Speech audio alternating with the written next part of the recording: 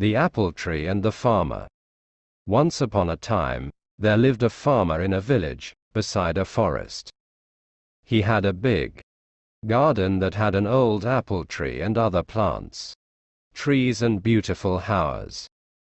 When the farmer was a little boy, he spent much of his time playing with the apple tree. Those days, the apple tree had given the choicest of apples to him.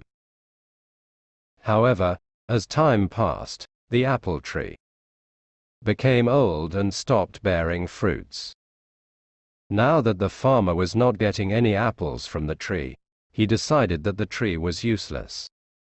Therefore, he decided to cut the tree and use its wood to make some new furniture. He felt that since the tree was old and huge, he did not have to cure it, and it would make great furniture. He forgot that as a boy, he had spent his entire childhood climbing the tree and eating its apples. Now the apple tree was home to several little animals in the neighborhood. This included squirrels, sparrows, and a huge variety of birds and insects. When the farmer took his axe and began chopping the tree, all the little animals came rushing down. They all began to plead with the farmer.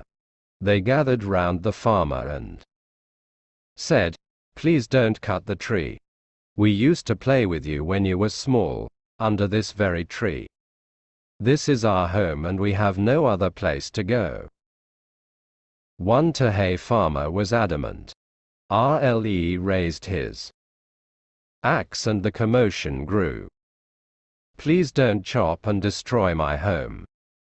"And kids," cried the squirrel. "Please don't chop and destroy my nest," cried the little birds. "Please don't cut the apple tree," cried the grasshopper. The farmer, however, forgot his childhood and his animal friends. He began to chop the tree harder. All the little animals became desperate, and wanted to protect the apple tree at any cost. The little animals said, "We will sing for you when you are toiling away in the fields. We will look after your little boy. He will not cry, but instead will be entertained and happy. You will like our songs and will not feel tired."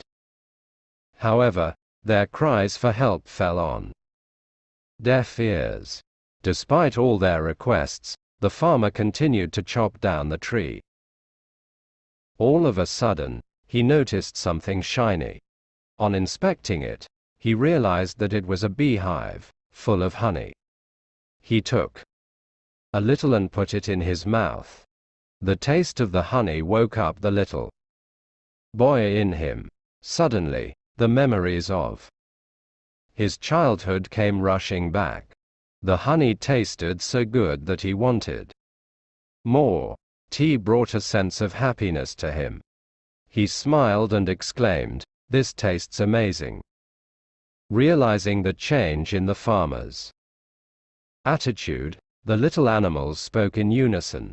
The bee said, "I will always provide you with sweet honey." The squirrel said, "Tea will share any amount of nuts that you want." The birds cried, "We will sing as many songs as you want." Finally, the farmer realized his folly, and put down his axe. He understood that the tree was home to many lovely animals that provided him with so many things. He wanted his little boy to have the childhood that he had. The farmer realized that the apple tree was not that fruitless. The little boy in him saved the apple tree. He threw away the axe and said to the little creatures, "I promise that I would never cut this tree. I have realized my mistake and you all can now live in peace and harmony." The little creatures thanked the bee profusely. If the farmer had not found the beehive, they would have been homeless by now. They continued living happily in the old apple tree.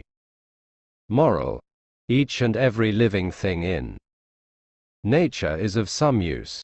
We should not destroy every living thing. The farmer replied, "It is not my problem. It will be better if you leave the tree."